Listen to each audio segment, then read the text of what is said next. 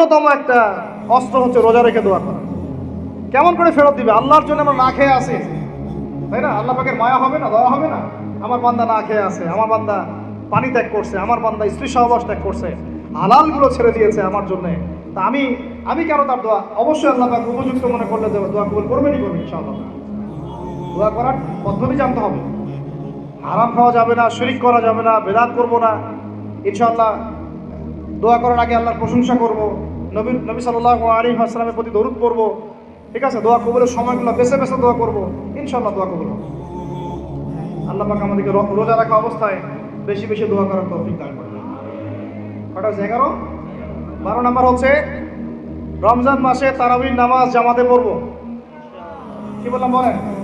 রমজান মাসে সালাতুত তারাবি জামাতে পড়ব। এখন আমি আরো 3টা কথা বাড়াই দিচ্ছি।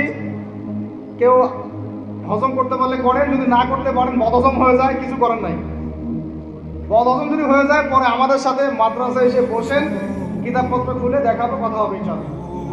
ঠিক আছে? অনলাইন গরম করার দরকার নাই। রমজান মাসে আমরা তারাবির নামাজ পড়বো ইনশাআল্লাহ জামাতে। কোথায়? জামাতে ইনশাআল্লাহ।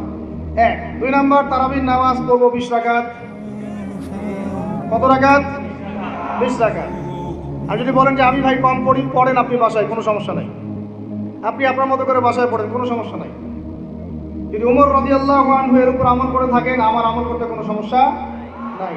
যদি উসমান রাদিয়াল্লাহু আনহু 2 আযান চালু করে থাকেন, তাহলে আমার আমল করতে কোনো সমস্যা নাই। ওই যে হাদিসটা বলেছিলাম প্রথমে, কে নাজাত প্রাপ্ত ফেরকা? মা আনা আলাইহি ওয়া আসহাবি, আমি আর আমার সাহাবীরা যার উপরে আছি। আর হাদিস কি?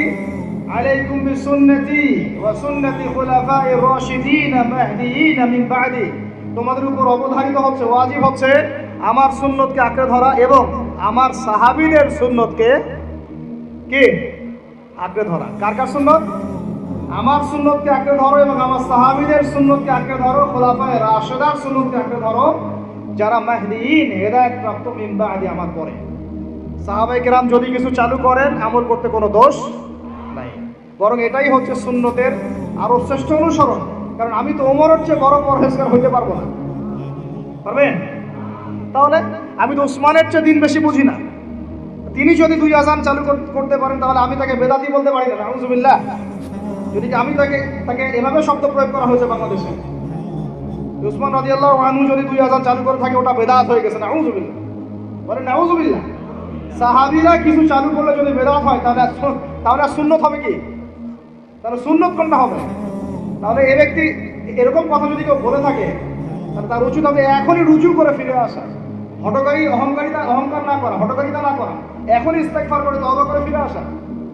আল্লাহ মাফ করে দিবেন ইনশাআল্লাহ। আর এর উপর হঠকারিতা থাকে না, ওসমান রাদিয়াল্লাহু আনহু যদি 2 আযান চালু করে থাকে, তিনি ভুল করেছেন, তিনি বেদাত করেছেন, নাউযুবিল্লাহ।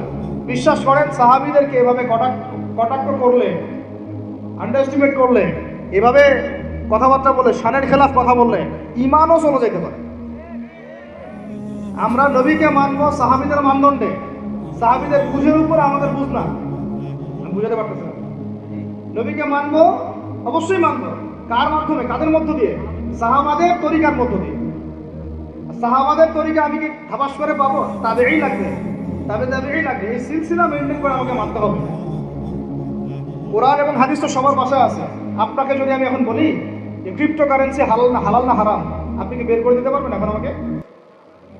পারলেও আপনার আরো 15-20 বছর পড়াশোনা করতে হবে। তারপরে যারা এগুলো নিয়ে গবেষণা করে, তাদের কাছে আসতে হবে, জিজ্ঞাসা করতে হবে, বলতে হবে, তারা ফতোয়া দিলে মানতে হবে। ফাসআলু আহলা যিকরি ইন কুনতুম লা তা'লামুন, তোমরা আহলে যিকিরদেরকে জিজ্ঞাসা করো, আহলুল ইলমদেরকে জিজ্ঞাসা করো যে বিষয় তোমরা জানো না। তাহলে আমাদের সমাজে এরকম অনেক ফিতনা চলতেছে, অনলাইনে এই ফিতনাগুলো অনেক বেশি। আর ইয়াং ছেলেপেলেরা এখন দিন শেখে অনলাইন থেকে।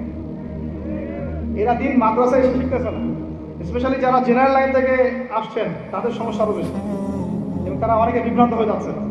আমি রিকোয়েস্ট করবো, কথা অন্যদিকে নিয়েন না। আমি আপনার দুশ্মন না, আমি আপনার বন্ধু, শুভাকাঙ্ক্ষী। আপনাদেরকে ওলামায়ে কেরামদের সোহবতে আইসা দিন শিখতে হবে।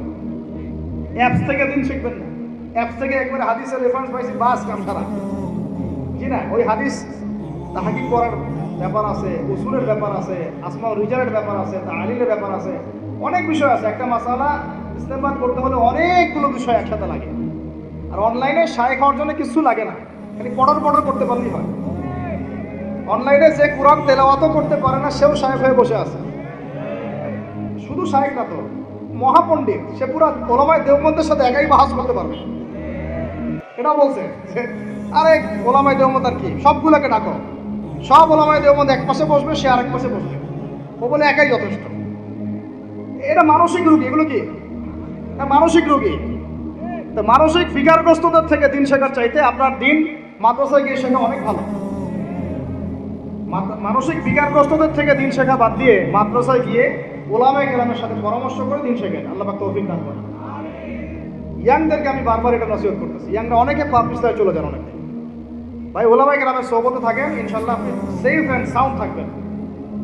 তাদের মধ্যে যদি ইখতিলাফ যদি হয় কোনো মাসালায়, এবং একাধিক মাসালাও যদি প্রমাণিত হয়, দুইজন ভাই দুজনের উপর আমল করেন, কোনো সমস্যা নেই। বনু কুরাইজায় গিয়ে একদল আসল করেছেন রাদিয়াল্লাহু আনহুম আজমাইন, সাহাবীদের মধ্যে, আর একদল আসল করে গিয়েছেন। নবীজিকে বলেছেন দুজনের মধ্যে অমুক ঠিক আর অমুক বেঠিক, দুজনকে বলেছেন তোমরা দুইজনের ঠিকের উপর আসো, সমস্যা নেই। এরকম বুঝগত পার্থক্য থাকতে পারে, ইখতিলাফি মাসালা থাকতে পারে, ওইগুলোকে নিয়ে এভাবে সমাজকে বিচ্ছিন্ন করবেন না, বিভক্ত করবেন না। তো এখানে প্রমাণিত একটা চিরায়ত একটা আমল সলফে সালিহীন যুগ থেকে চলে আসছে, আমরা তারাবি জামাতে করবো ইনশাআল্লাহ। 2 সর্বোচ্চ সংখ্যায় পড়বো ইনশাআল্লাহ, আমরা 20 রাকাত পড়বো ইনশাআল্লাহ। আপনি যদি 8 রাকাত বা 12 রাকাত 14 রাকাত 15 রাকাত পড়তে চান পড়েন, কোনো সমস্যা নেই। আপনার সাথে আমি যুদ্ধ করতে যাবো না, এটা তো ফরজ না। ফরজ কি? যুদ্ধ করার দরকার নেই, পড়তেছে পড়ুক, সমস্যা নেই। আমরা 20 রাকাত পড়বো ইনশাআল্লাহ, সমস্যা আছে কোনো? কেউ যদি 20 রাকাতকে বেদাত বলে তখন সমস্যা হবে। যদি কেউ 20 রাকাতকে কি বলে? বেদাত বলে, তখন সমস্যা হবে। তখন বলবো যে মাদ্রাসায় আসেন, বসেন।